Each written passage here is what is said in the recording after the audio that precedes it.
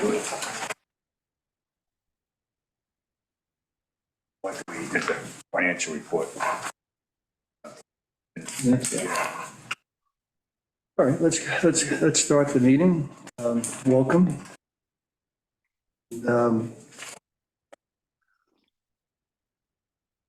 We're gonna change this a little bit. We have some folks that are here today, and if there are any comments or anybody wants to talk rather than listening to our long procession of information, I think it would probably be better.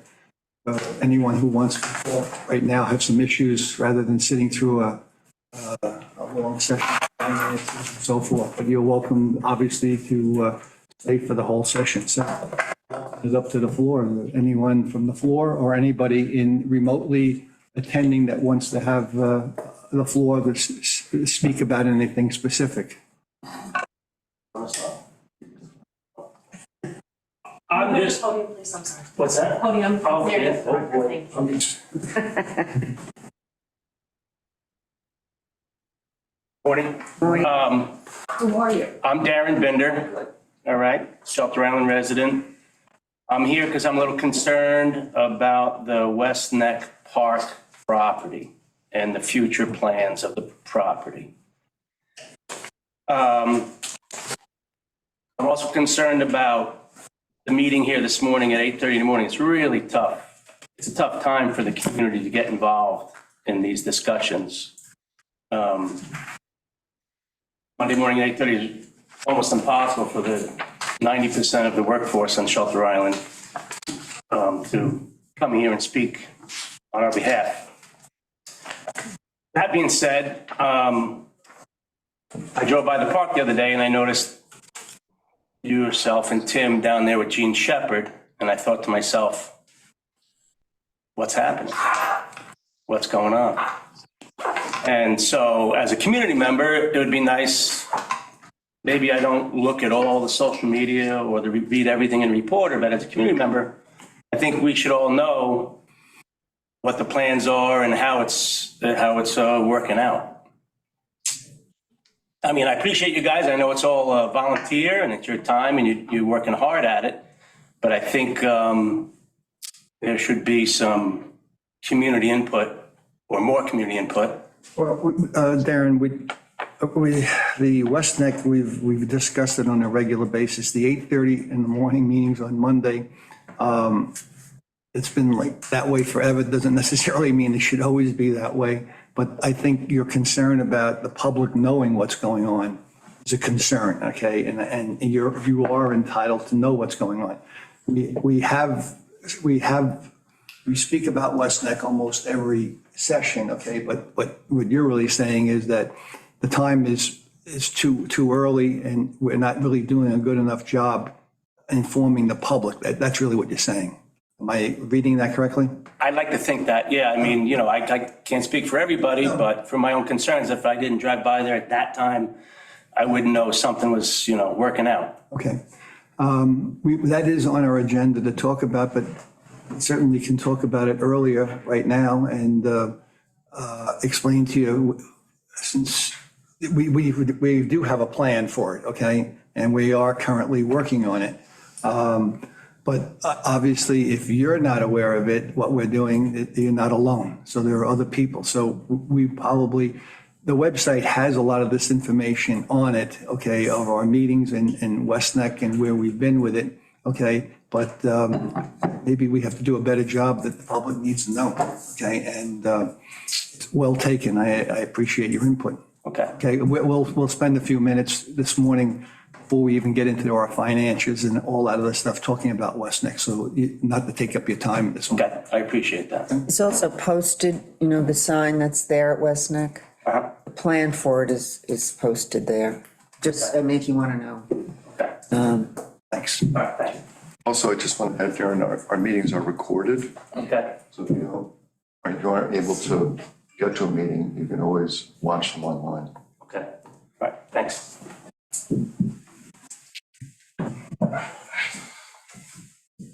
Right, Sean Clark, also another concerned resident. I've talked to many of you about this before. I just wanted to read a quick blurb from the town code first, kind of to set up some of my concerns. It's regarding to the CPS properties. Lands acquired pursuant to this section shall be administered and managed in a manner which, subcategory B, preserves the native biological diversity of such lands. So that's primarily my concern, and I echo everything Darren said about, you know, the timing in the meetings.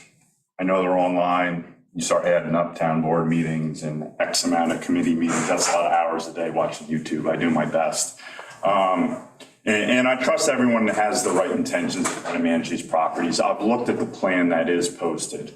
What concerns me is some of the specific actions I'm not convinced have really looked at the full scope of possible other negative outcomes. So you're looking at one problem, such as getting rid of the mugwort invasive species, which I absolutely applaud. One of the actions you're looking at taking was to mow the field down. It was not decided on. There's more discussion, I understand, but you know, what time you mow has a huge impact on other native species. You know, specifically, you know, we're releasing the bobwhite quail back onto Shelter Island. Not to mention them, other native species depend on meadows and fields for habitat and food all through the winter. Not saying mowing is a bad thing. In many cases, it can be beneficial, but what time you do it makes a huge difference. You know, if you mow at the end of the winter, after that, you know, cover and habitat has served its purpose, and mow then, that makes a big difference. So, you know, I applaud trying to address an issue, but I think we need to step back too and look at the full scope of, you know, how might that impact other native species. And specific to that property, I mean, I'm not going to go into some of the previous, in my perceived missteps, what allowed a lot of these invasive species to take over in the first place. But I mean, we still have a tremendous amount there, even if you want to go to, you know, all the locusts and stuff there. You know, these monies shall be used to maintain native biodiversity. A lot of people may not be aware. They look at, you know, a field or a woods and think, oh, that's the way it's supposed to be. And a lot of places on Shelter Island, they're not healthy ecosystems. They're not. They're riddled with invasives, and that chokes out the native wildlife. And since the town has taken the responsibility of these properties, they really do have the responsibilities to remove these these invasive species and do everything we can to allow the native species to flourish, which is bringing back the trees, you know, all the other vegetation as well. So I understand when we're looking at one specific problem, I just ask that we kind of zoom out a little bit and look at the overall scope of some other unintended impacts that you might have on other native species. That's really all I have. Actually, could I, Sean, one of the things that listening this morning, okay, is that you're right, 8:30 in the morning. How many people are really able to come? How many people are able to do this? So maybe just off the top of my head, it occurred to me that when something as important as West Neck, but they're all important, but like West Neck particularly because we're trying to use that as a model, maybe we should advertise something and have a special meeting specifically for West Neck alone so that the public knows. But I don't know, you know, that may be a way of making the public aware that everybody should be involved with it. We have people that talk to us all the time about it, but I hear your concerns and I agree with you wholeheartedly. There's nothing you said that I don't think that this committee is against, okay? We have made some mistakes along the way, and I'll be the first to admit it, okay? But we're trying to, you know, not as an excuse, but we have a lot of West Necks right now that we're dealing with that really need a lot of work on it, okay? And again, we have no full-time crew. We're really relying on outside contractors and some of the things with the town. And this whole thing of mowing the fields, we get a lot of heat because the field is overgrown or it's not mowed. And Tim gets the heat because he wants to hold it back until the right time, just like you're saying, okay? But I think we really should have a deeper conversation about this. And I think, you coming out in the field over at West Neck, I think was pretty important, okay? There is no intent to do anything wrong. We want to do the right thing. And I think by you, speaking up, and even Darren, those are good comments, okay? And, but maybe we have to find a way that it's better for the public to really understand what's going on, okay? And I think this was good, and I'm glad you bring it up, okay? And, but I think what we'll do is we'll discuss West Neck early before we get into anything else. So Darren and Sean know really what things we've done and so forth, and maybe provide you with more information. A lot of this stuff is on the website, but I hear you, because it's really difficult unless you pick through and what are you looking for? But thanks. Yeah, I bring up West Neck specifically is, arguably it's the most visible. Everything I said could be said for all of the many properties that you guys are tasked with trying to manage. And I totally understand. As far as holding separate meetings just for West Neck, maybe that's necessary, maybe that's an option. The town is looking at trying to develop some sort of push notification system that you can maybe sign up for certain topics. But yeah, we have a lot of experts on this island that are, in my opinion, underutilized, whether they're folks down Mashomick or whatnot. We just need very, very thoughtful on not only what the next action is, but what actions are we going to take after that? If we clear the field, okay, that meets our objective. But what's going to allow if we don't have any follow-up action, for another year or so after the invasives come in? So just more of a short, medium, and long-term action goals. So can I just jump in? First of all, we're not going to cut everything you saw there with the goldenrod and the other grasses. Those are all relatively healthy. The mugwort is not in there. Unfortunately, a porcelain berry is starting to creep in there. But that's sort of manageable on a more local. And so for West Neck and also for Crab Creek, I've really asked that they not mow those fields during the winter. And as you say, you wait. And actually, the advice that I've gotten more recently is actually to wait till like the end of April, not even go in February, because some bees migrate into the stems of goldenrods and spend the winter there. And so you really need to wait until they actually leave those stems and go out again. So, and absolutely, that all that material provides cover. Their seeds, which are food, it provides cover. So no,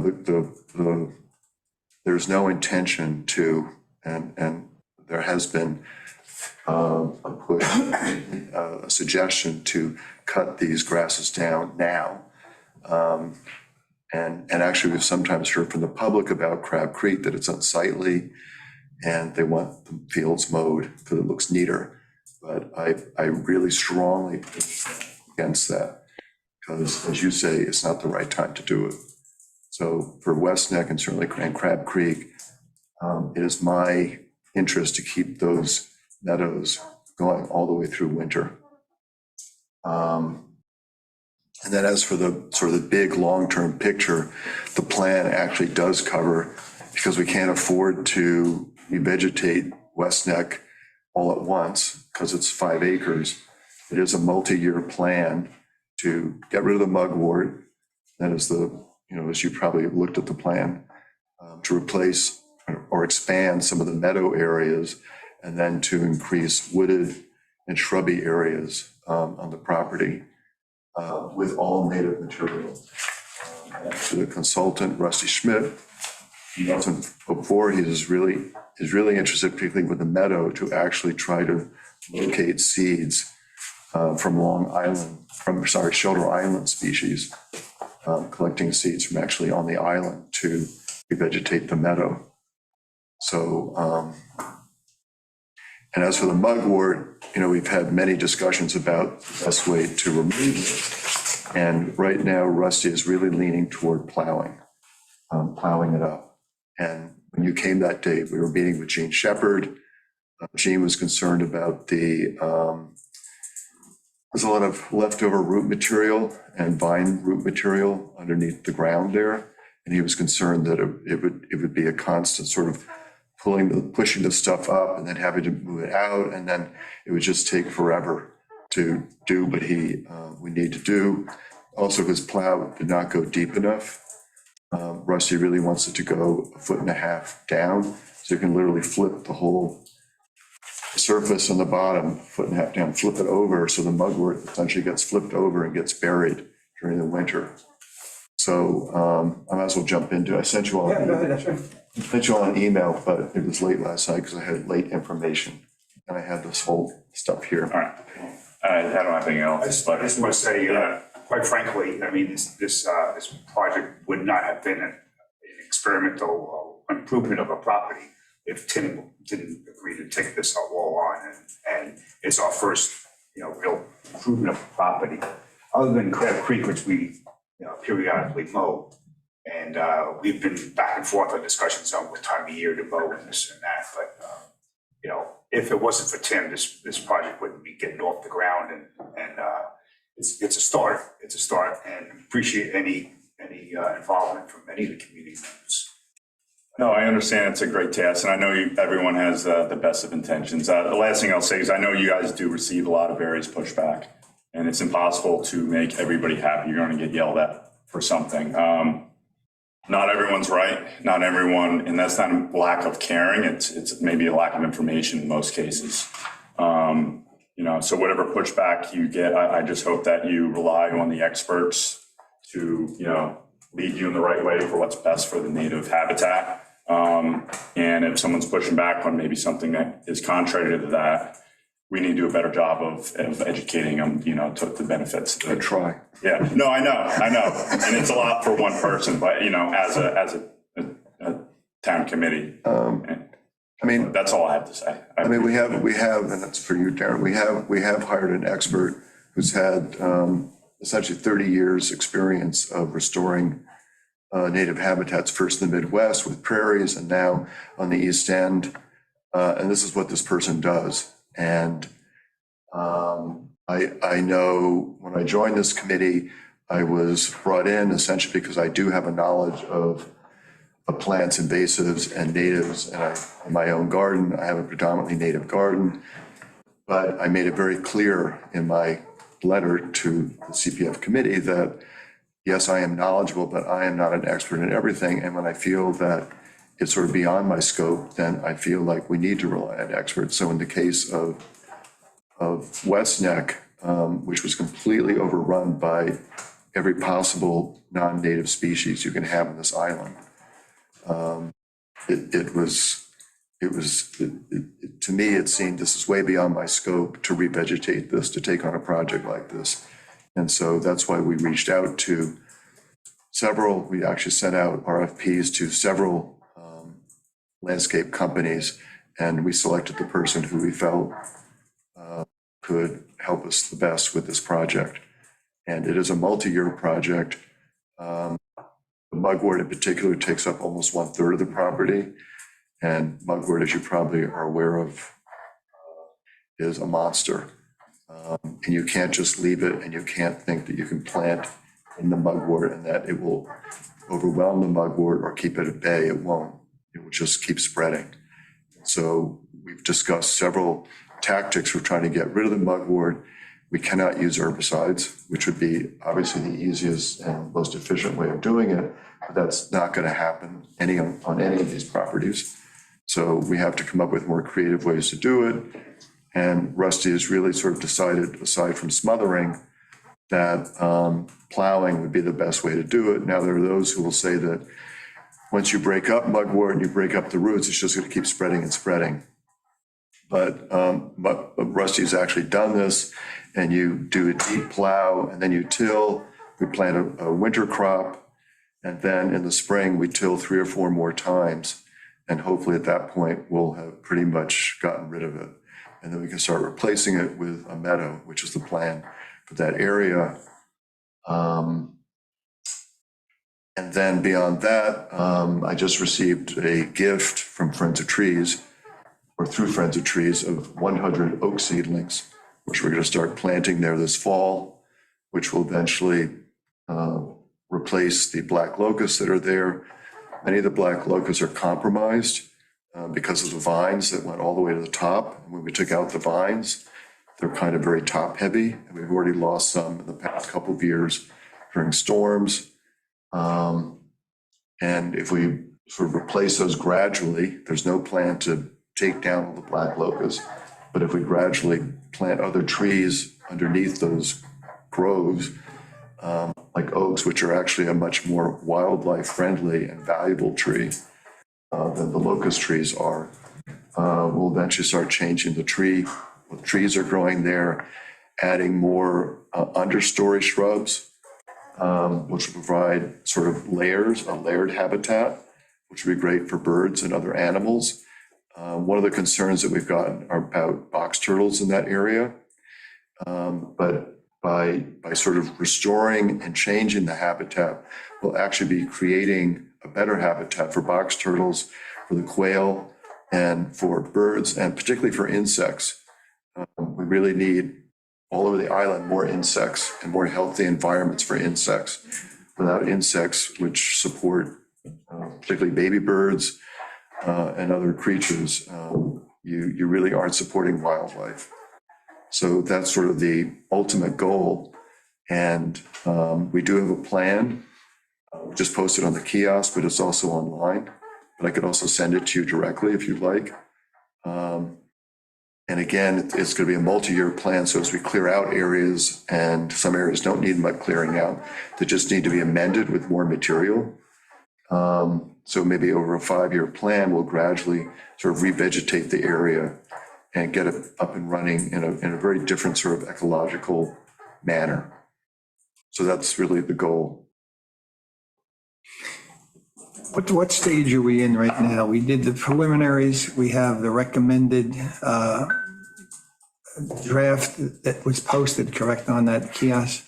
Yes. So we have a plan. Originally, they came in and they did an assessment of the whole property, what's growing there, good and bad. It turns out there's actually some white birch in one area that are very rare on the island, on the east end. And there's some other plants in there that are kind of unusual. But then there's a lot of really, really bad stuff. So anyway, they did a whole assessment of that. We have a report of what's actually growing there. And then they came up with a plan, which is the current plan, which essentially lays out meadow areas as a path that goes currently through. It's a little overgrown right now. Originally, the mulch that was left over from cutting back stuff was laid as sort of a trail going through in a sort of a circle through the black locust groves. But that there will be a trail that goes through there. We're talking about doing ADA compliance so that maybe not for the whole trail right now, but for a loop, so that people who would normally not be able to access a preserve like that will be able to access it. We also in the plan have several demonstration gardens so that homeowners can sort of see what kinds of plants, native plants they can grow in their own yards in either a formal or a more natural way. And ultimately, which was mentioned before, this should be a model really for what we can do with our preserves. And all the preserves are different. Not all of them are going to lend themselves to being meadows. Some of them are wooded, but they're overrun by vines and barberry and other stuff. That's not great for the system. So we'd have to take those out, but each preserve would have to be dealt with separately according to their own characteristics. And so that's something we'll be continuing. And then other preserves were maybe cleared out. There's one in particular that was cleared out of invasive stuff, and we're going to go back in there and replant it sooner than later.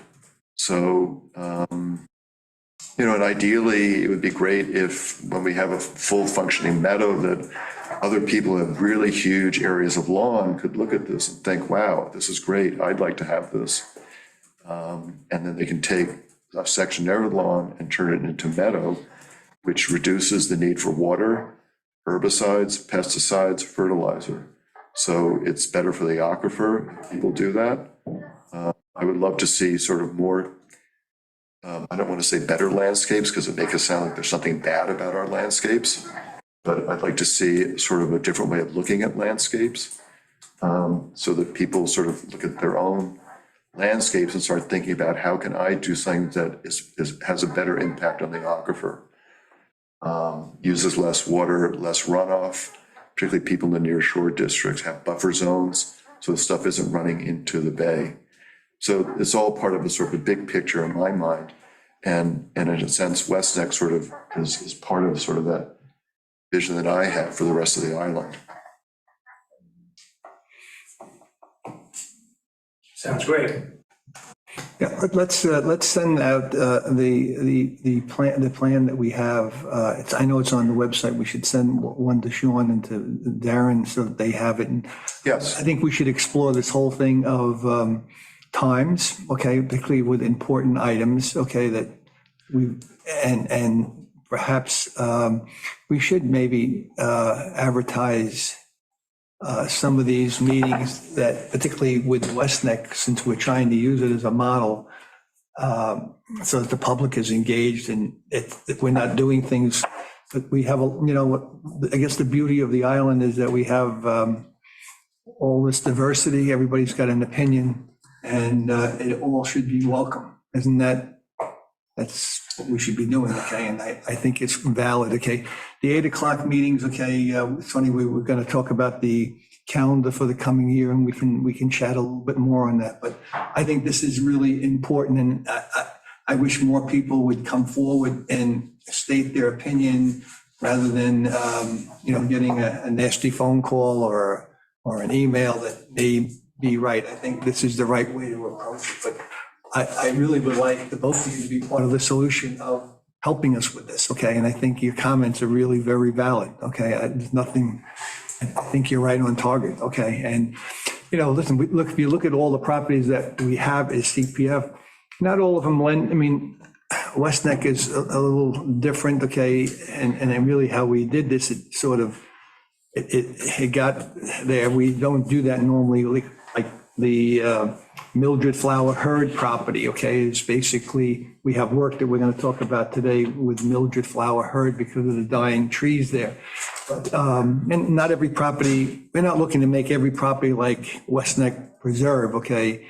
But I think we're trying to clean some of them up. Some of them don't lend themselves to being even a walking path or anything like that. And I think your comments are valid, okay? And that's why, when Tim came on the committee, he really is the most knowledgeable, although he proclaims he's not an expert. He's the biggest expert we have on this committee, okay, and this town has, okay, between Friends of Trees and this environment. And I'd like to hear more about it. And another time, I'd like to get a better understanding even of the deer, of the, what the position is of deer hunting and stuff like that. So let's continue it, okay? I appreciate it. Okay, All right. Thanks for your time. thanks, guys. Can I ask you a question? Is there any evidence that you know of that this has worked? I mean, on the mugwort specifically, About, is it what? that this process that you're proposing, is there any evidence that it's worked anywhere else? Yes, Rusty is that's why he's pushing it. Okay. And didn't- Rusty, just for your namesake, okay, we have, you can have all this information. He basically is our contact from Nelson Pope, who we awarded a contract for to develop a plan rather than it coming from a bunch of amateurs like I am, okay? And there's going to be a book in terms of recommended plantings and so forth, okay? So it's not, we're trying to do it the right way, okay? And, we all do make mistakes, and I'd be the first to admit it, okay? But we're trying this one to do this the right way, okay? And One last question. So Tim said, he pushes back and tries to get the places not mowed in this timely Right. fashion. You want it. Who then overrides Tim and just mows things out of this sequence? I think, Well, when we've had the town do maintenance on the properties, like they mow St. Gabriel Meadows and they do this. So, you know, some people believe, well, if we just cut it, it'll go away, okay? And we override it. Basically, it's a phone call and say, hey, we don't want this to be done. We want it to live there. And then, of course, the highway group, okay, they get the calls complaining to them. So all I say is, if you get the calls, just send it our way. Yeah. Rather than them being accused, they're just following orders, okay? But, you know, they're at, you know, and listen, they work very hard and they've done some really good work for us. But that's Tim who's been fighting that one, and I just support him 100% that we shouldn't do these things at the wrong time. So BJ, as a town board member, I feel it really should land on one person that controls these things through their group. I don't think we should be relying on our highway guys to properly manage our parks. Right, that's Have a group of, Right. and we have people going to experts. Figure this out. One thing I want to add, Darren, is that as part of the plan, we're going to get a handbook of how to manage the property so that 15 years from now, when I'm 120 and don't get around as well, then whoever, you know, in subsequent generations, they will have a handbook of how to, because, you know, once we do this, it doesn't mean that we're done. As you know, and everybody knows, all this stuff just wants to keep trying to come back in. So vigilance is going to be eternal. Even on my property, which is all completely planted out, every year I have to go through it twice a year and pull out stuff that comes in from around me. So it's going to be the same thing. Everything's going to want to come back in again. And there's stuff on the ground, seeds are kind of keep wanting to spout, all that. So there will be a handbook, and that will be for this committee, but also for the highway department, so that everybody's on the same page and understands how to maintain this property, including when and when not to mow. Well, it's not even just for the highway department, it's for any outside vendors, anybody we're dealing with, okay? And Originally, the CAC was supposed to maintain the, just any town property, regardless of CPF or it's owned by, but well, that's what we're trying, I was hoping Howard was going to be here today. He was going to do the walk with us, okay? But I told him it was off this morning, okay? But we should confer with the CAC, and they have been conferred with this particular project, so they know what we're dealing with, okay? So we're not looking to do anything on our own. We want to help, and I think your comment that we have a lot of talented people here is absolutely correct, okay? And we really need to use them more often for their expertise. I just want to, Rusty was originally going to try to be here, but he couldn't. And I just want to read two things. I asked him for some sort of points that he would say. And I just want to read them because we have the public here.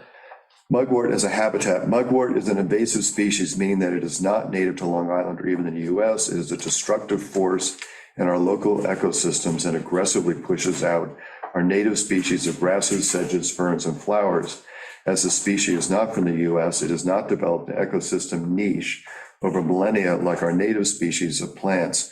No insects use this plant for the growth of their life cycle. It is not a host plant to any of our insects, and few insects utilize this plant for habitat wildlife value, reducing the habitat available for our insects.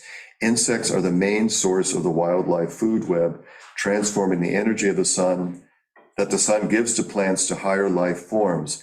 As such, our meadow species of plants, and especially our native plants, have a 10 to 100 times more beneficial impact to the habitat as they are host plants and or provide food, shelter, and other important needs to our insects.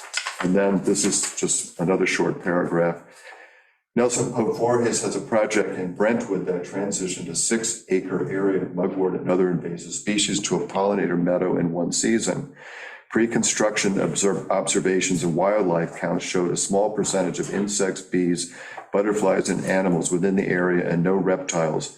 Post-construction, 1 year after restoration, 3 eastern box turtles were on the site, 6.3 times more birds were present, and 3 years later, it was 12.7 times more birds.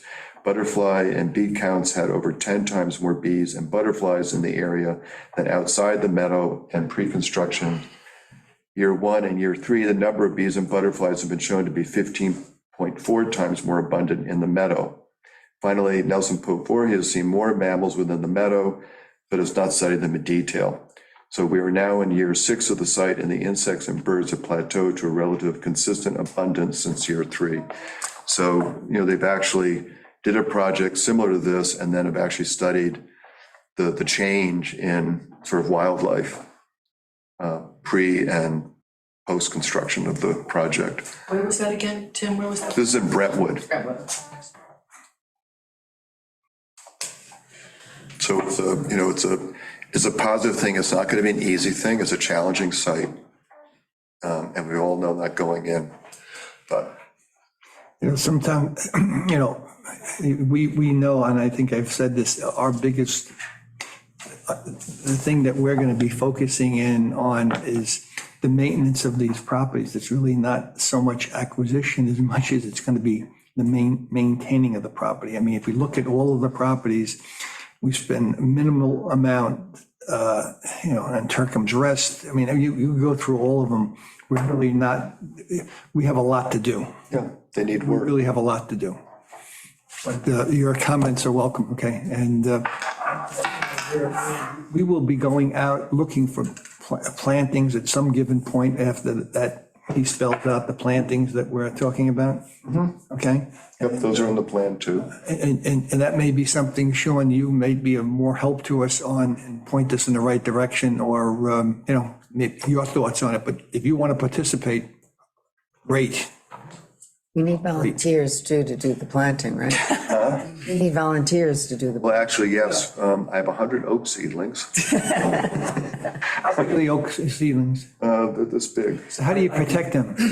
I can send out an email to the trail club. Okay, that'd be great. I need to investigate tubes to protect them. One thing I've noticed, we have a new guest on the property, which is a groundhog. Shoot the. What'd you say? Get rid of it. They are not native, correct? No, they're not. No. I have to get going, but thank you very much. Thank you. Thank you. Like, Okay, so while I sent this out late last night, so you all did not get it. So Tim, what it becomes is that it's easy acquiring, it's hard maintaining. The acquisition process is easier than the maintenance. Always. Thank you, Tim. Thank you, Tim. So,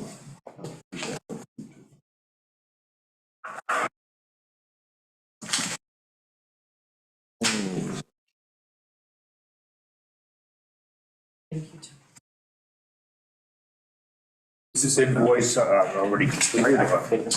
no. Let me just. Was this the stuff that, Tim, can you forward that to me? Yes. Thank you. Well, we've opened it up to the public that are here. Is there anybody attending by Zoom that wants to comment on the conversation this morning? I don't know, can everybody hear me too? Can you hear me? Oh, Okay. thank you. Can Tui speak? Yes, I can speak. Yes, I can Okay. hear you. I don't know whether you were muted. Okay, I know you can speak. Okay, okay, go ahead. Okay, let's, So let me just quickly, you want to just finish this now, or you want to come back? no, let's finish it now since we're in it. So, as you know, I met with Gene Shepherd last week. He had concerns about the roots. So Rusty reached out to someone else in Mattatuck, Bill Lindsay Landscape. And this is what they do. They actually work on the island fairly frequently, or not frequently, but they come to the island and work on projects. They're mostly landscapes. They were formerly a farm, and now they're into sort of the landscape business. anyway, I met with, Rusty talked to Bill Lindsay Senior, who's the head of the company. And then I met with his son Matt on Saturday at the site, 15 minutes. And so what you see here is a proposal for how much it would cost to come in for a full day to plow the field. And eventually what the second sheet explains is what the whole process is. First, they have a tool called a ripper shank, which is rips up goes in and it pulls out all the roots and any rocks that are in there and brings it to the surface. Then they take a bobcat and they move all that stuff away. Where do they move it to? To the side of the road, where it will go to, I guess, the recycling center. And who brings it there? We're responsible for the removing. Yes. Okay. Yep. Unless there's a way to figure out how to keep it on the property. Can I ask a question? When they bring that to the recycling center, Pardon? and when they bring that material to the recycling Uh-huh. center, and then I guess they chop it all up, they use that as mulch, Yes. or they use it as soil, topsoil? Well, they make a couple of products there. Yeah. So they have the topsoil mulch. And we're going to the dumps and we're picking up all that stuff and we're gonna spread it all on our vegetable gardens. Well, we can, yes. That's right. That's why I'm getting the weeds. I don't know. No, actually, you're not getting weeds. They cook that stuff hot enough that it kills all the weed seeds. Yes, they do.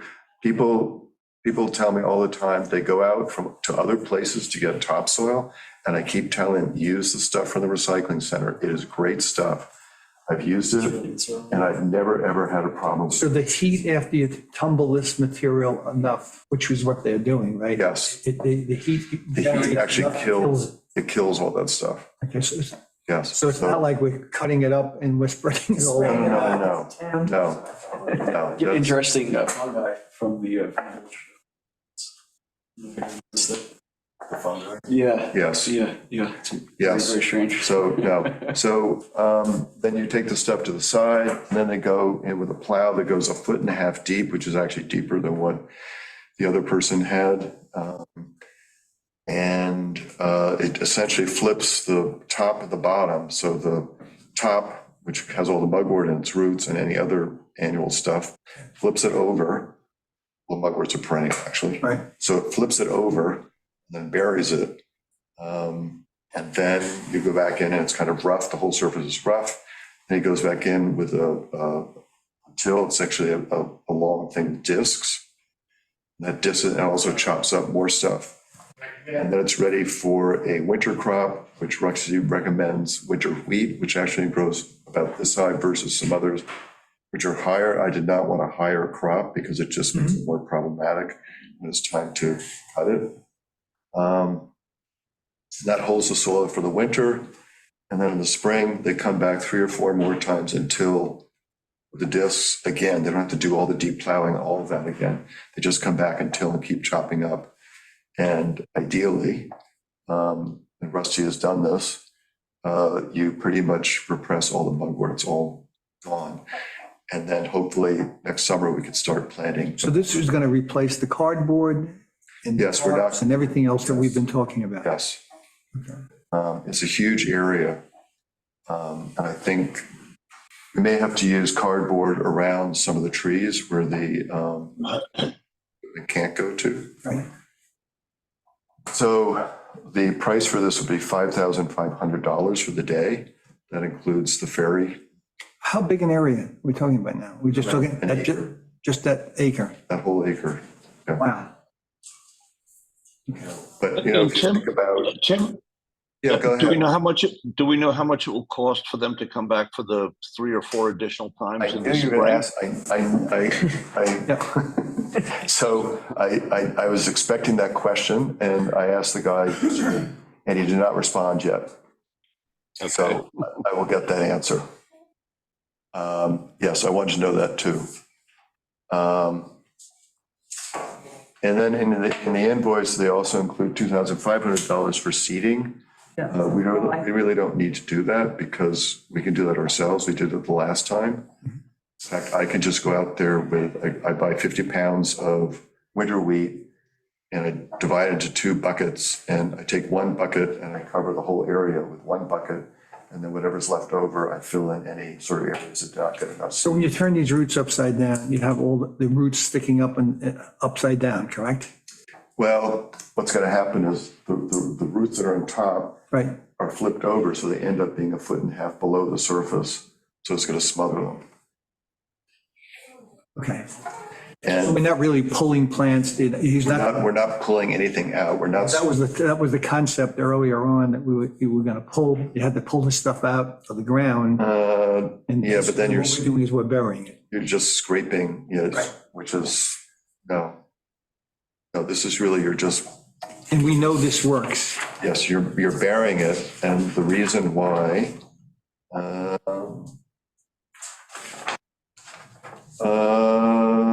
okay, this is from Rusty again. As a mugwort and many annual weeds have shallow roots, the roots are buried and many of them die from being buried. However, any roots, and more importantly, the rhizomes along the root stem that are near the surface, will germinate and produce a batch of new mugwort. When the field begins to become green, the second process is to disc the field, that's the tilling, which is cutting and smoothing the soil, loosening them, and really disrupting any new growth. Small roots that did have enough energy to start new plants are then cut and broken again. The process is required every 10 days to 2 weeks for 3 to 4 trips until the site doesn't green up again. And another thing is, Rusty feels strongly that the fall is the best time to deal with the mugwort on this scale, despite the concept is keep knocking it back so it dies off. He also prefers fall plowing versus spring. He believes the roots will decompose better in the winter and will allow us to till in the spring. So it's going to be 3 or 4 times this 5,500, I guess. No. Because you don't have to do the deep plowing, you don't have to do the root breaking. Exactly. It's one piece of equipment. So the other thing I've thought of is, I can ask Gene Shepherd if he can do the spring tilling. So that's a piece of equipment on the island. Just didn't call him this weekend, but I will this week and ask him. He was concerned of his equipment getting hung up. Yeah, his concern was with the plowing. But if he can till, then it's on the island and it would. So this is that area that we've mowed now, that where the mugworts are visibly Yes. seen there. So that's all the way around from West Neck Road All the way to Nordstrom's, everything that's been cleared at this particular Yes. time. Yes. It's almost 1/3 of the property. It's a huge amount of mugwort. And Nelson Pope has worked with this landscaper, No, this is, but what he likes about them, Rusty talked at length, Matt Lindsay, who I met, and they have really sort of really good equipment. So in other words, the plow can really go deeply. And he just felt that they were the right people based on the equipment described that they have. How much time do we have? The recommended is to do it in the fall, correct? Well, we should do it, if we're going to do it, we should do it soon because you want to get the cover crop, the seeds in. And if it gets too cold, it's not going to germinate. So what is the cutoff here, before Thanksgiving? It would be great if we could do it within the next couple of weeks, I think. I saw some of the evergreens flagged. Is that the ones that Okay, should we keep talking? Yeah. Okay, good. So I met with Dan Clark last week to look at the Christmas trees. And originally he had gotten a proposal, or Brian had gotten a proposal for, I think, $18,000 to move all the, I think it was 81 trees, which astonished me, to move them all out of that area. It has never been my intention or Rusty's to move all those trees out of there. They actually provide habitat benefits, and they're part of the history of the site. Anyway, Dan and I looked at them, and the only thing, we did mark a couple to potentially move to Goat Hill to replace the ones that died there. However, I've been thinking, because when I was talking with Dan, he talked about how some of the trees are growing close together, and the limbs are really close to the ground, and he said, this really does provide good habitat for quail and other creatures, and particularly in the wintertime. So I've really kind of come away from this thinking not to touch the Christmas trees At all, at all. even the ones that are too close together? Well, what we can do is, Dan did notice some of the trees have beetle damage. So what we can do is the ones that are kind of damaged or miss really, really bad form, just cut them out. So how many trees are we proposing to move? To move? Yeah. Well, we could move, I mean, you can move as many as you want, No, I understand that, but so we marked about 10 trees. And this was based on, they're all in the perimeter. And Dan based his reasoning for marking those trees because they were in the best shape. They were sort of by themselves and had a nice, the trees that are growing inside each other, isn't that the whole purpose of why we were moving them? So that we didn't kill? yeah, the problem is access. Once it's really hard when you get into the interior of those. How do you pull out one tree without damaging the two other trees that are right next to it? So it's not gonna be a simple thing of just going And in. if we let them grow this way, we know we're gonna lose trees then, eventually. Over time, yeah. And Dan said the beetles are gonna get a lot of them anyway, over time. But I asked him, for instance, about the taller evergreens going towards the bluebird boxes. I said, what would you do with this? And he said, just leave it, even though they're all growing into The each ones other. that are standing alone that have enough space, you wanna move them, but yet they're the ones that are more likely to survive. Well, we could move them. I'm saying that we marked them to move them, but then when I was thinking about it and thinking what Dan said, I thought maybe we shouldn't move any of them and just leave them all there. And then over time, if some of the trees get diseased or they're kind of really impinging on another tree and one tree is in better shape than the other, then just cut out the one tree that's being compromised by What needles. was Nelson Pope's position on the trees?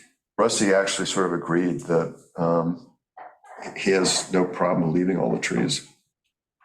Just let it grow natural. Yeah. Just leave it the way it is. Yep. What happens, happens. What happens, happens. Yep. Because, I mean, they do provide habitat, particularly in the wintertime. So the ones that survive will smother the other ones? Is that how this thing works? Oh, no, you could end up with 3 trees that are relatively healthy, that grow, twice as tall as the ceiling, but they're all kind of intertwined. Right. And they just sort of look like one massive volume. But it's not terrible. And then if some trees.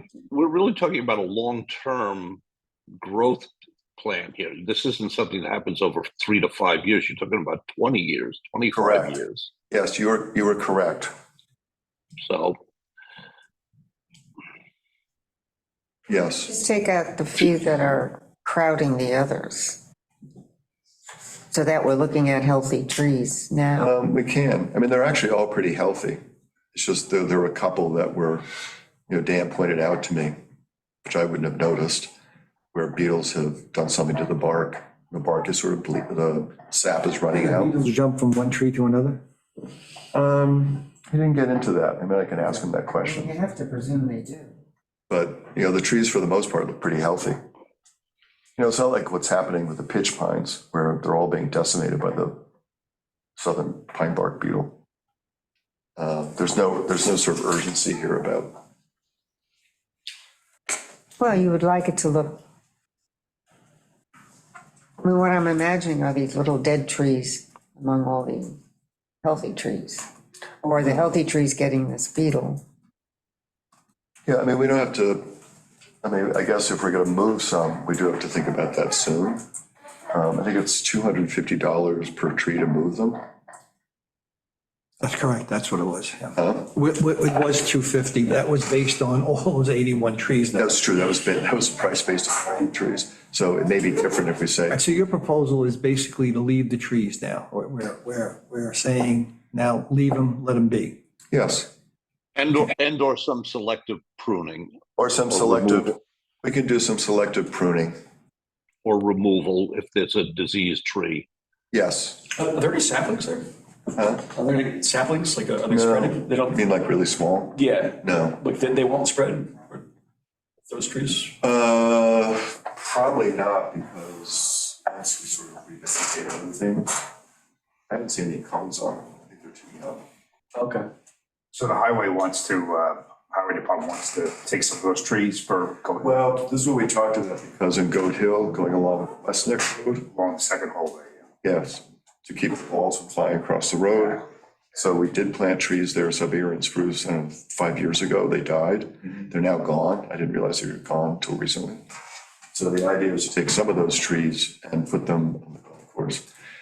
But, you know, Rusty and I were talking about it, I said, well, it's just as easy to just get new trees and put them at Goat Hill.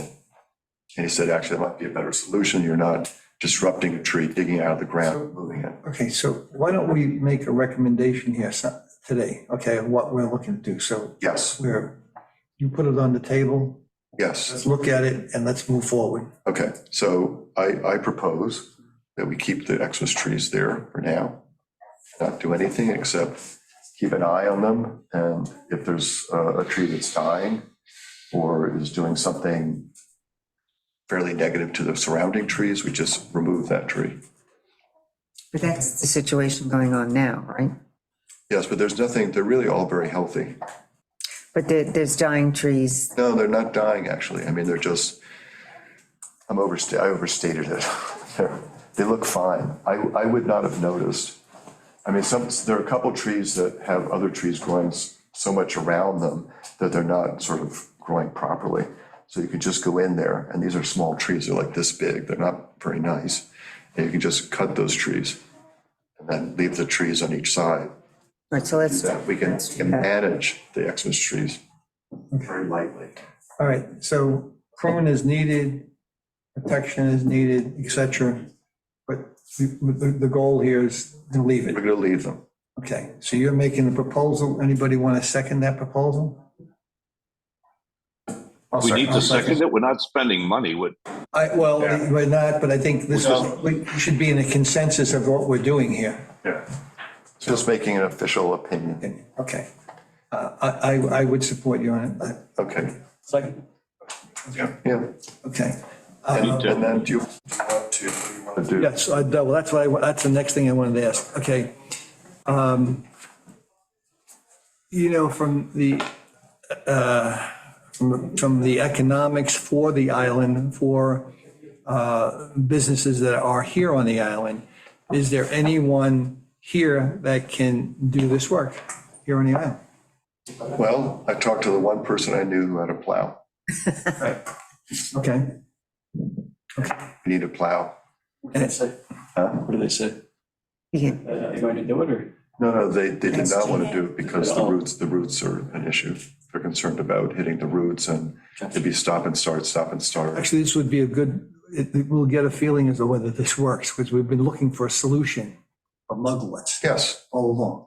yes. Wouldn't somebody be able to do the disking though? Well, this is what I think I would talk to the person I spoke to on the island Right. to see if they could do the disking. How long does it take to do this? It would take 1 day.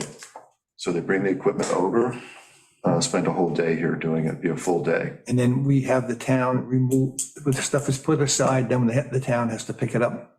Yes, Okay, so we have disposal that we'll be dealing with as well. yes. And by the way, yes, I'll jump to when we finish this, I'll go to another phase for something else I talked to Dan about. Okay. So yes, that would be the process. So it,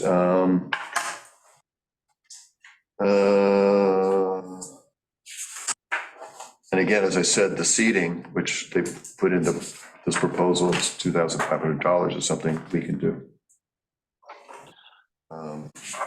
And again, I talked to Rusty about it and he said, the thing about putting the seat in the ground is it's kind of all on the surface. So you need to get some of it underneath, at least a little bit below, so the birds don't We fly. have the ability of getting a alternate bid on this? We don't, because Rusty found this group. I have no idea who to reach out to.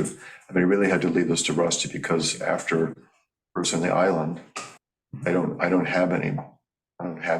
know anybody with a plow. I'm really relying on someone else who, he felt this was a good price. But again, I personally have nothing I could go How back. many pieces of equipment do they use for one? There are 3 pieces of equipment. You know, when you get time, well, actually, we should do all this now. Okay, so, Is there a second page, Tim? It's 2 pages. I know this, I know, it just has the end of the sentence says, at this point, the mugwort has died or something. I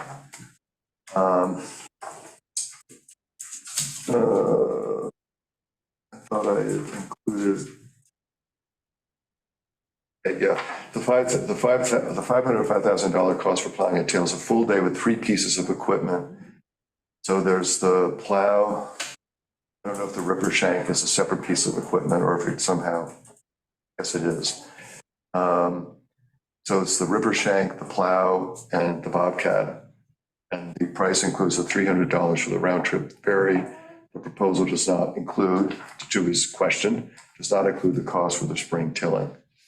Spring tilling is what he spells out for 2,500?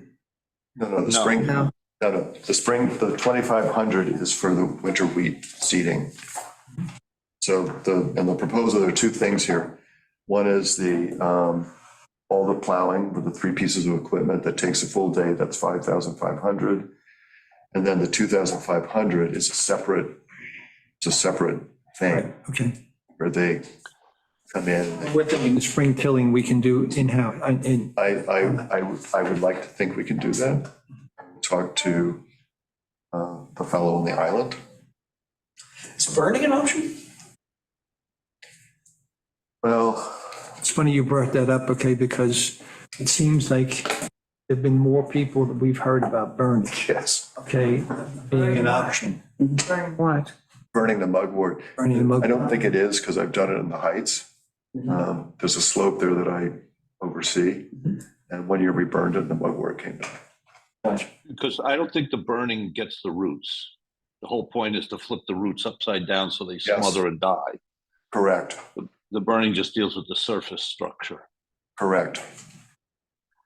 I did reach out to a very, very well-known meadow guy who actually came to Shelter Island a couple years ago when I was trying to get the town to let a big field, which is currently mowed, to let it go back to being a meadow. And we walked it together to see if there's any invasive stuff in there. Anyway, I reached out to him. He's retired now, but I reached out to him to ask him about what he does with mugwort. And he says, you can keep it mowing it and then plant in the mugwort something like some native grasses like blue stem grass or switchgrass, and that will outcompete. But I think in this case, the mugwort is so dense. I mean, that ground is just a solid mat. There's no way you can dig a hole, plant grass and expect that that's going to push back the mugwort. It's not going to happen. Okay, Going back to the seeding, which I Yes. think, I agree that we could probably do it a lot less expensive, and I'm not sure why his price is so high for it. But you did mention that you have to almost till it back into the ground so you get some soil coverage over it. Yes. So how are we You going to don't- do that? You don't have to. Well, there are 2 ways to do it, Tui. One is, he suggested, if someone has a 4-wheeler, you attach a metal fence behind it. Chain and you link just- fence, yep. And you just drag it across the seeded area and it pushes enough of the seed. All you really want is like sort of a seed soil contact. Okay. It All doesn't right. have to- Yep. But then the other method, this would involve like 6 to 8 volunteers, is after it's broadcast onto the field, people just show up with rakes and rake it in. 2 hours, we can just all rake the whole area. Okay. All right. As long as you have a solution for that. Yep. And the timeline is, it should be done Now. now. It should be done soon. Okay. To do this. So this requires many different steps, and it's done over a period of weeks or months, right? The plowing? Yeah. No. When you see these, when you see the 4 steps Well, here, there's the process here is dig up the roots, and the second process is to Just the field? Yeah, actually, Chuck, the best thing to look at is just these 4 steps. Okay. These all occur in It one happens in day. a day. It happens in a day. It all happens in one day. But then it says this process required every 10 days to 2 weeks. That's in the spring. So in the spring, so it's these first 4 steps here. This all happens in one day with 3 pieces of equipment. And we broadcast the seed. And then we get a winter crop. And then the spring, then someone comes back and discs the field 3 to 4 times. And that's planting like baby seed or something. Yes. Okay. Those 2 separate, and there's months are in between. So the thing we're focusing on, right, it's just this section for the $5,500. So do we have a proposal? So I put this on the table. Is this something you would like to vote on? And well, we're talking about $5,500. Yes. Yeah. No, not the The 2,000. town board has to approve that. We're not doing the 2,500. I'm sorry? We're not, No, exactly. Okay, Joe. although we will have to pay for the seed, which might be $300. I think we should vote on it. I think we should do it. Let's hear a motion. Tim made a motion. I think Kathleen seconded it. Okay, sorry. And off we go. And So everybody else, let's do a vote. I'm in. Aye. I don't know if I can vote, but I vote. Hey, be quiet over there. Okay, well, so we'll present this to the town board. probably pretty soon. We have to do it quickly, no? Yes. Yeah, fairly soon. Yeah. And it's really more because of getting the winter wheat going. Right. Which we've already have started in our, not Gordon, my, our field. We did that a month ago. Yeah. They did that a month ago. Gordon, can you clarify, why do we have to go to the town board? Because we're going to the town board because we want to be good boys, okay? And we want to, we're only an advisory group, okay? And I think. There's a with this- difference between being a good boy and do we have to, is it a necessary step? That's my question. I think at this particular time, because of the money that's involved here, I think we should bring it to the board. We should definitely bring this to the board. But we, Is it not approved in our budget, which they approved, right? You presented a budget, I think it got approved. And we had a fairly Yes. generous expenditure for West Neck in there. Do we need to go back again?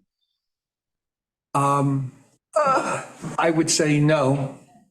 Okay, normally I So would then- say no. So Okay, then but why be and- abnormal? well, because we are living in abnormal times. Okay? what about going and telling them this is what we're planning to do, not getting approval? Well, but this- that's not even the question. The question is, do we even need to take that Right, step? no. And so I'll defer to Okay. BJ to say, do we need to go back to It's the town a board? it's a real easy reach because we allocated, our last year budget was approved and I forgot the amount that we put towards that West Neck property, okay, but we allocated a certain amount of money. We really have not spent it and we have included for this year's budget, again, amount of money, but hopefully at some given time, when we have our meetings, we should be able, when we get our financials, we should get also an update of what we've spent on every single piece of property. Okay, Right. I get all of All right, that, Gordon, but that's Can't we just irrelevant. ask BJ? Can't we ask BJ BJ? has returned. We want to spend $5,500. It's in our budget. Right, I thought Gordon, yeah, I think, So you'll just tell them in the board, right? We're going to do this. right, Okay. okay, then, yeah, sure. That's done. Okay, And just one last word, and that is would like to get the word out ahead of time. Because I know when all of this shows up, people will show up. Tree huggers will I'll start. be in my tie-back suit waiting. But I'm not casting aspersions on anybody who shows up. I welcome that. But I would like ahead of time to somehow get the word out of what we're doing, that we have taken all precautions against wildlife that may or may not be in the vicinity of the mugwort. There is that one groundhog, which I mentioned to Matt when I met with him Can we on. capture that groundhog? Well, when I talked to Rusty, I said the mugwort, when all the rumbling is going on, the groundhog will probably run out. I think there's more than one. There are 2 holes there. Yeah. There you go. Although apparently they could be connected. Yeah, they Okay. connect. So I would like to somehow get the word out. When are you expecting, when do you think this will start? Well, let me talk to Matt Just off the top of your head, when do you think? sometime in the next 2 weeks. Sometime in the next 2 weeks? Yes, I don't know what their schedule is. Okay. So, So is it worth, so, go ahead. So what do you propose? well, I could go before the town board. That would be helpful. Can I make a suggestion? If you Yeah. wrote a letter to the editor, that just, this is happening, Uh-huh. then that same letter, Catherine can post on social media. So that's it's not perfect, That's a we're good months idea. away from having a way to contact everybody by email. But that being said, I think that that's maybe the most efficient use of your. A letter to the A editor? letter to the other, and then using the body of that to go onto social media. Okay. I Good agree. idea. That's a good idea. Great Good idea. So, just so you don't spend a lot of time. I don't If you wanna know, go the talk to letter town page board is too. it's the most read Right, section of the page. Yes, yeah, right. and if you could CC. It's true. Julia Brennan, In the obituaries. you've covered your bait, I think. Okay. Yeah. All right. Everybody's happy with that? Yes. Good job, And Tim. Thank you. And what I will Good job. do is I will write the letter and you could all see it. No, just send it. No. We're a committee.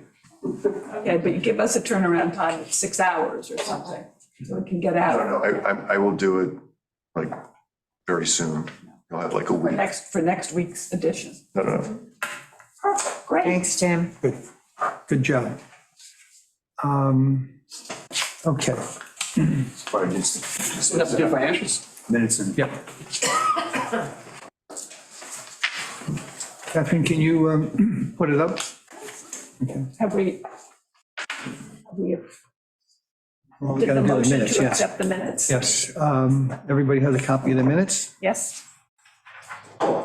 Any additions or any changes that everybody's had a chance to take a look at it?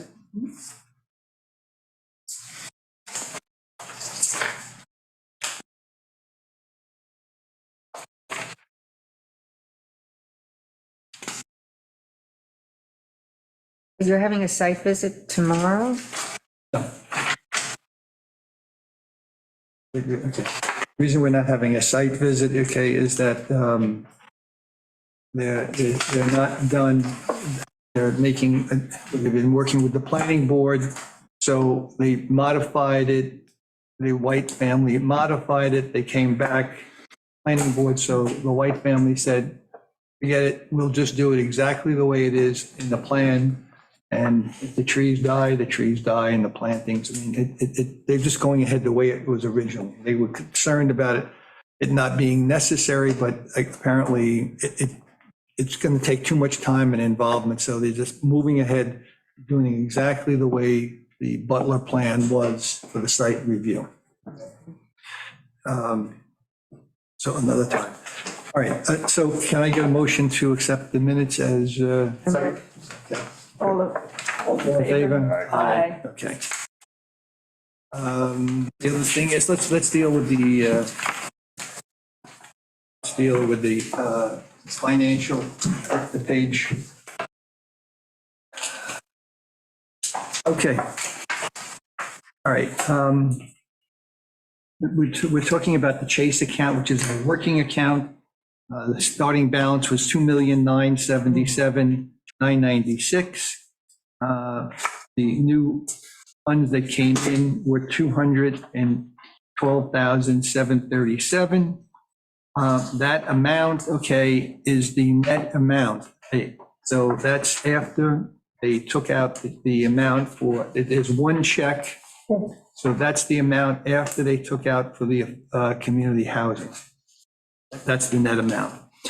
The interest on that account was $3,505. We moved the $1,500,000 from the Chase account and we put it into the higher yield account. That was deducted. The expenses and abstracts for cut checks, okay, there was 61,477. The payroll expense combined for both CPF and WQIP was $3,948 last month. That was for 1 month, Yes.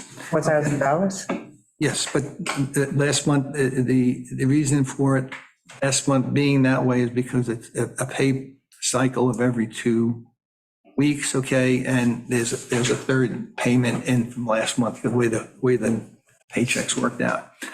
Okay, so the ending balance, okay, in that account is $1,628,868. Now, if we go down to, let me finish the New York Class account. So the New York Class account, we started with $9,846,146. Look at that The interest. interest in that account was $46,398. Wow, what a difference a year makes, huh? Oh, nice. Okay. On that. You see there were the 1,500,000 was added, so we had an ending balance, okay, of 11,393,545. Below that, you'll see the expenses that are attributed to WQIP, 52,799 was paid out of that 61,000 that's up on the top line. So really, that 61,000 doesn't belong to CPF. 52,000 of it belongs to WQIP. And the payroll portion for WQIP is 2,654. So their total expense this month was for 55,453.95. So our cash balance in CPF is 13,021,414. Okay? I have one little question, and it probably doesn't mean anything, but these amounts are different. The Chase amount is, where do I have it? I have here and here, by $10, that's all.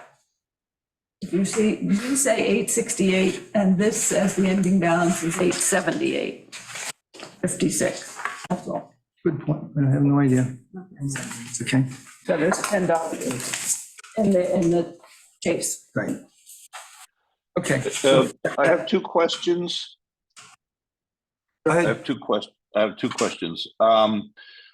First of all, do we have any upcoming major expenses that we need to keep $1.6 million based on the fact of the current high interest rates? Why are we Well- keeping $1.6 million, 28, blah, blah, blah? Well, okay, we have that because we have to settle up some accounts with Suffolk County. Okay, because when we partner with them, we owe them Yes. funds, and there's some things there. We have some legal fees that are still outstanding with our attorney, okay, because she has been late presenting her bills to us, okay? And third is that we are going to have a closing Okay. before the All right. end of this month, okay? So we are finally going to be closing this month before November, okay, on the Causeway property. Okay, Okay, great. so- All right, good. I have a second question. Can we get a breakout of what the administrative expenses are, please, for maybe the next meeting? What administrative, where are you seeing, what are you? What's the Payroll? the monthly expenses? Okay, yes, okay. Well, here's the goal, you know, we wanted to separate, and I don't know whether, we've been looking for separation of WQIP and CPF, okay? So really what we really shouldn't even be into their expenses. There should be a check that goes for their 20% on a monthly basis goes into WQIP. Okay, Well, so, even regardless of whether it's theirs or ours, and whether or not they're separated together, just so we understand what we're spending the money on, that's all. right. He's talking about payroll. Well, because, okay, look, Tilly, this is the reason we wanted QuickBooks, because we would know at the end of the month, okay, where we spent every nickel, did it go this preserve, administrative, and whatever. Yeah, no, I got it. So I'm just publicly requesting that if we could have a better explanation. It's a fairly consistent large amount. I just don't know what it does for us. I'm with you. Okay, all right. We don't have to talk about it anymore, just a request. Well, I'm going to talk a little bit about it, okay, in just a few minutes, okay? But let's continue with this. So the second page of, Christina, could you put the page up? Oh, I guess I didn't have, it doesn't show there, does it? What's that? Is there? Yeah, you got it right here. Okay, I'm looking on the screen. Okay. You were right, go back. Okay. All right, so this is just a recap, okay, of WQIP and CPF. It gives you just the reference of where we are in our revenue stream. I suspect that we'll probably, looking at where we are at this particular time, we're probably going to come in at about 2,500,000. That's what my guess is going to be, okay, this year. But it basically is self-explanatory. You can see the year to date is 1,587,086,000. Now, even though we're showing this, that is not CPF money, meaning it's not part of that goes to WQIP. Okay, and then you can see the WQIP year to date. They had 317,000 so far. All I did was add up the expenses. I subtracted. So we're really there from our record point of view. Their WQIP they're entitled, okay, for 3,190,637. So all I've done here on this sheet, okay, is to take the expenses out of it so you can see the cash on hand.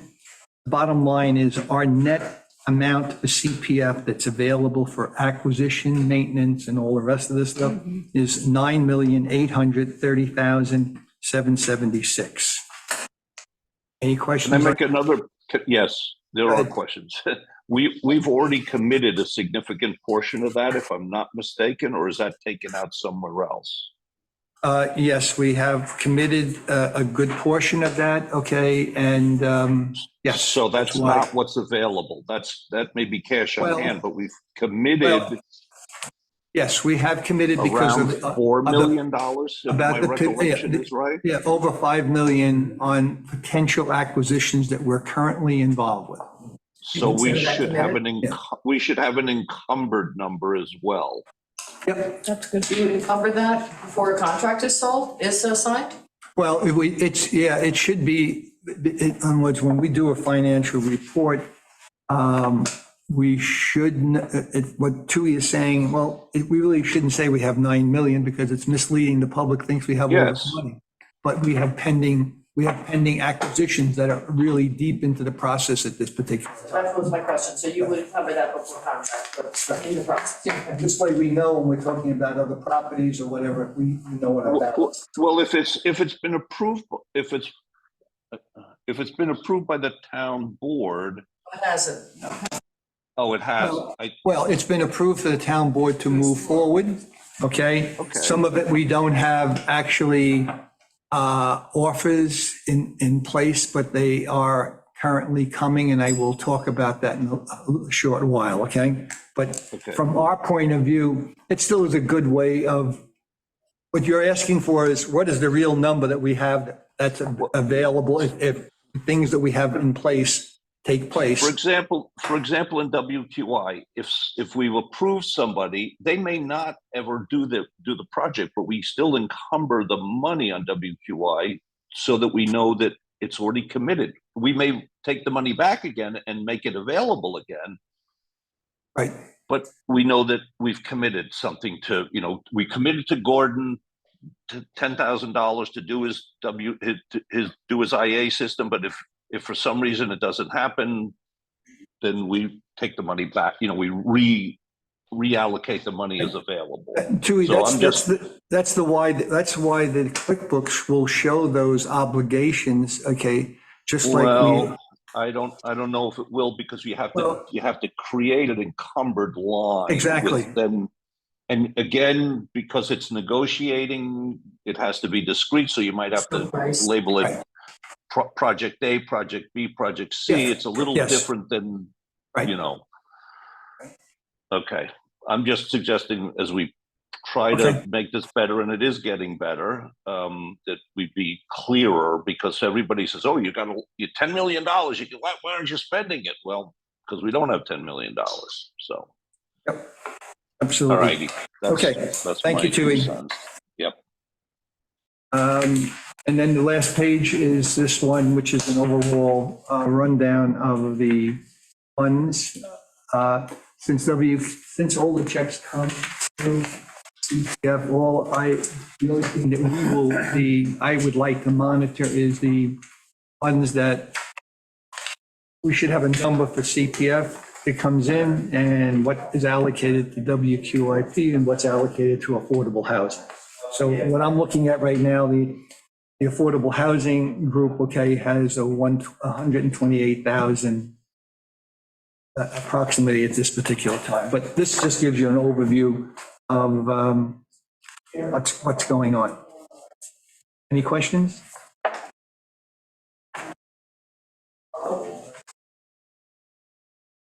Yes, that's, Kathleen is showing me something on the original spreadsheet, and this is what, Cornell Cooperative.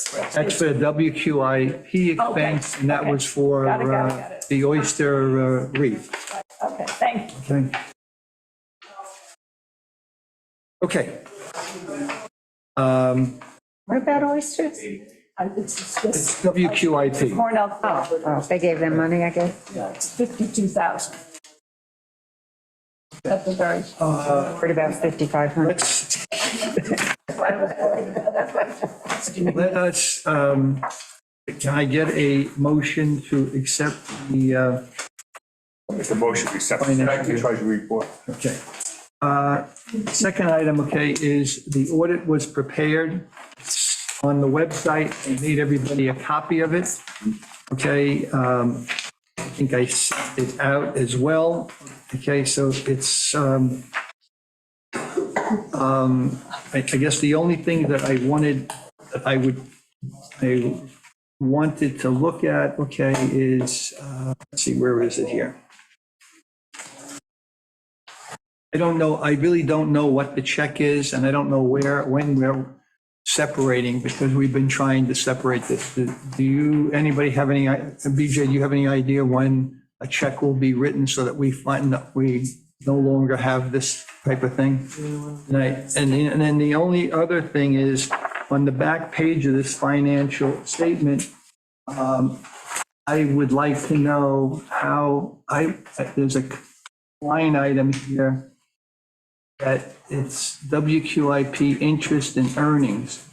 I'm assuming we're trying to, WQIP is looking to claw back the interest that came to CPF. Is that what that number is? I don't, Okay. What page? I'm on the back page. I don't have that. I don't have the back page. Not like, I don't have it not very- that looks like that. It's one in. No, it's got black lines. No. Okay, don't have it, but anyhow, there's a line item here that's 20, is the 20, How much is it? 26,000 for interest. Okay, but it should be on the website. Maybe it didn't print correctly, but it's there. And That's just for this past year, year 22. 22. Well, I don't know how, I think the interest is, I don't know when it was computed to, and I still need to find out, which I don't know at this time. I remember we paid 12,000 for the audits to begin with. I don't know how all that flow is, and I'm not getting into that today, okay? That's split between us and WQI? That 12,000, is that split That between? was for the audits that was paid through CPF, but has to be back charged a certain amount to WQI. WQIP, okay? Remember the audit costing that much. that's why we get more. Right, how to pay them to actually get. And then the other item, the other item to bring up, okay, is on page 4.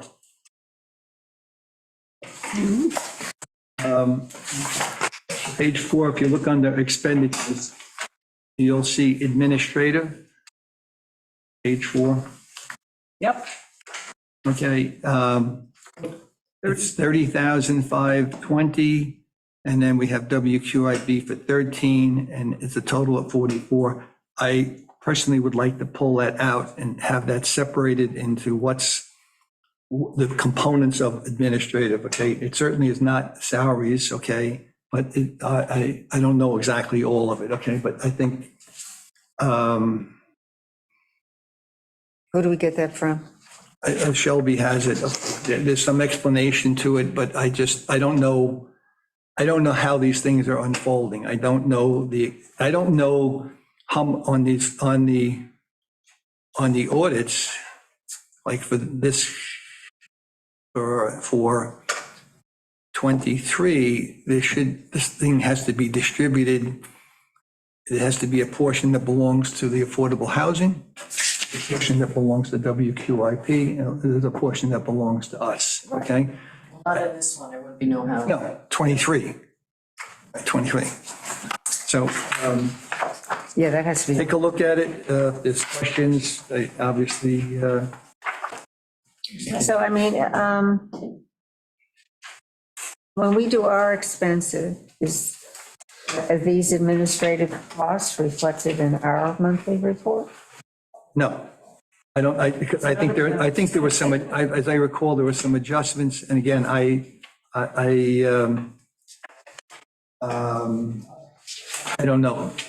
I don't know the answer. Strange. Okay. We have to get an answer to that. Yeah.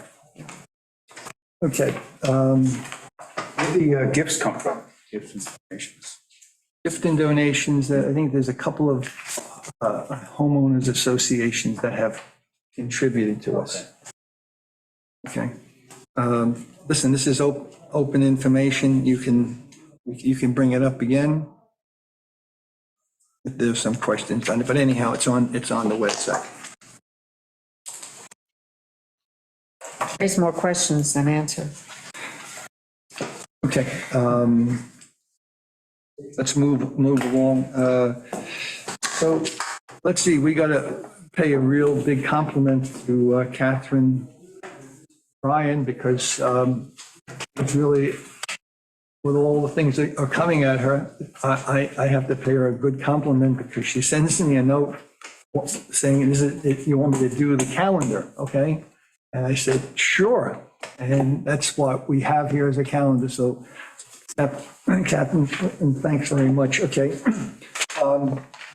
Conversation we had here earlier this morning had to deal with our times of the meetings.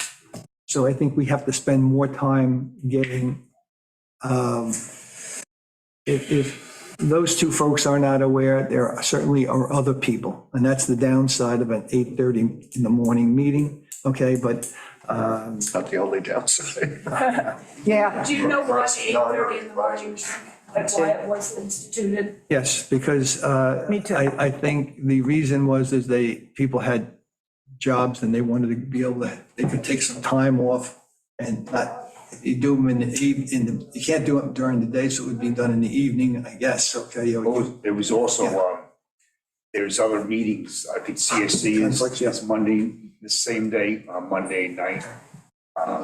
So. It's like Monday nights available tonight, and it would be every month at this, CAC does them on the second yeah. Monday. Oh, they're not. But we could, So, like, we could you do could have the first third Monday. Monday. Used to be though. Yeah, Used to no, be. there's some, you do have to think, that's why Catherine's trying to do this now, to coordinate the entire calendar for this town for the year next year. Yeah. As we get closer, so, but there are monthly nights available, certainly in this town boardroom that's not used. Yeah. So first and fourth Monday typically is open if you're looking for Mondays. Yeah. What time? I mean, in the evening, so. You said the first and the fourth Yep, Mondays. correct. Typically what time? I mean, some groups meet at 6, some meet at 7, 7:30. Can we do it 5? see why not. Well, listen, it doesn't have to be decided today. No, I know, but I'm just saying, that I personally would prefer not to meet at 7 o'clock in the evening. No, I don't want to meet that late No, either. that's Too way late. too late. And our meetings run I long. like it in mornings, but I prefer the mornings also, but I do too, but, Tui, how are you feeling? Like, Lou, you, He's still there? He's on mute. You're on mute, Tui. You don't see him anymore. no. Yeah. So you have the schedule, take a look at it. Thank you, Next- Catherine. Next month we'll do it. Thank you, Catherine. there he is. Julie? From my perspective, I prefer this 8:30 time, but, you know, if we need, whatever. How many people come in the evening meetings? Same amount as in the morning. Oh, so, yeah, people have families and dinners and Yeah, right. homework. I think with the new town communication system that'll be up in January, Yeah. I think we'll be much hopefully able to communicate with residents about the committees and what we're doing, and we can certainly, At the minimum, we hope to send out an agenda for every meeting happening that week. yeah. So if you're interested in, like they were interested, they could make a way to get here. And if you can't make it, you can watch it Yeah. Or they could submit comments in advance. ahead of time. Exactly. So we hope to make that easier, so maybe it won't be so necessary to change your time. Okay, so, I'm okay with the schedule. You want to vote on the schedule or? I think we should wait till next month. We're not putting schedules together now. This is only October, November. We usually do it in November. But for your purposes, it looks like we're going to stick to 8:30. Okay. And the only thing is, we could change it, you know, Catherine, at 8:30 in the morning would be good if you could bring some coffee. Yeah. And maybe a little quiche. Okay, West Neck, we still have more? I think we got an earful already. Yeah, right. I am with you, Doug. No, All in favor? All in favor of closing West Neck? I'm done with West Neck. Okay, thank you, Jim. Okay. Just teasing you. I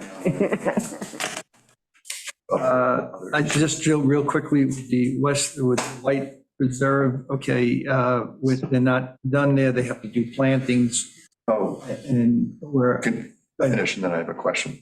Where are they doing these plantings? well, because where the entrance is, that there were trees that were shown on the drawings, okay, and the planning board wants to create a blind on that driveway so that when you come in, you're not seeing the houses alongside. But it's what was on the original approval from the planning board. We tried to, it's hard to plant there because anything planted will die underneath the trees. So they've been back and forth with some conversations, but they decided, the White family decided that they'll conform to what was originally there and plant what's there, even if it may not survive. God bless you. Who's going to water these things, these new plantings? So wait, so We have- I talked last week about the parking lot Yes. area that's open now, and you see a house across the way and there's a fence. And you had said it's like 70 feet Yes. or something. So we're not going to plant in there? That's our, yes, we are going Are going to plant. that's ours, okay? And that's where I The said, other stuff belongs to the White family. okay, so I'd suggest we'll plant bayberry Correct. in that area. Okay. And they're going to be smaller, I'll get prices and send it out to everybody. But one question I did have was watering. How we water them once we get in there? the Bayburn. Yeah, can the neighbor, come as a house? I think Bert lives there. I think we could ask him. I think he'd be willing to do that. Is Bert across the way? Well, right, No, you come in. On the right. His house borders that, Okay. so that would be. How long do they need it for? They don't need it that long. For the first. They probably won't need it too much in the wintertime. No. But, next summer, if we get like a Right. dry spell, Until it takes. it takes like a year or two. And then once bayberry takes, you don't have to do anything. The only other question, do you have an actual drawing of that section, You know how many? You're talking about the parking? the parking lot? Yes. It shows that area where we're gonna put the blade Yes. paper. Could you just send that to me? No I problem. went and measured, and realized it's not a perfect right. 50 by 70. It's like a weird shape. Yeah, it's a 50 by 70. It is, but then there's a section on each side, and I didn't know if you send me the drawing, then I'll ask you questions. No problem. All right, WQIP, I put it in here. Should I delete this too, or what? In the interest of time, I think we should just move on. Just Okay. say we're continuing to get more applications, which is good news, and I think we're okay for today. Okay. All right. So let's, is there any new business? There's not any old business. Now, we opened up the floor to everybody earlier. Anybody in the public really want to comment on anything that took place here today? I know Julia Lane was here. Okay. Any questions, Julia? I don't see her here now. No. She's gone. Just, Okay. All right. I just one quick thing on new business, Go ahead. Wesley. We just at some point should talk about the Mildred beach trees. Yep. Are they falling down already? They're gonna become a problem. Really So- late in there now. Yeah, so Dan Clark and I talked about it. And he would like to have a field trip. I mean, it could just be a couple of us or to go look at them all, figure out what to do. One thing I'm curious about, if somebody could actually use them to mill, if there'd be valuable to somebody to actually cut them and mill the wood. But Dan said there's like you can't wait till they're ultimately dead. It has to be a certain time when. Some of them might survive though, and so I'm leery to just start. No, but we should it's something we need to be aware of. Right. The trees in the back off the trail, probably people don't go there so much. But when you first come in, there's some really, really large trees there, and they could pose a liability at some point. So we just need to think about that. Catherine, before we end here, I have some slides here. I forgot what I had before the executive session. Oh, this is the cut. Oh, there they are. They've mowed, we've opened up access on Menantic and on Simpson. Oh, Simpson too. Okay. Simpson, Very right? pretty. That's Simpson? That's not, no, that's for Menantic. That is Menantic right there, okay? You can go through them. They did a great, Ken Lewis did a great job doing this, okay? So it's really a nice path, open, and that's how we're gonna do it. It's like 10 foot, okay? So that you have the growth alongside of it. We're going to put small signs there at the entrances that are not big signs. They're gonna be just preserve, the West Neck Preserve, okay? Right. And that's it, okay? looks very So nice. can I get a motion to? Motion. I second it. Yep.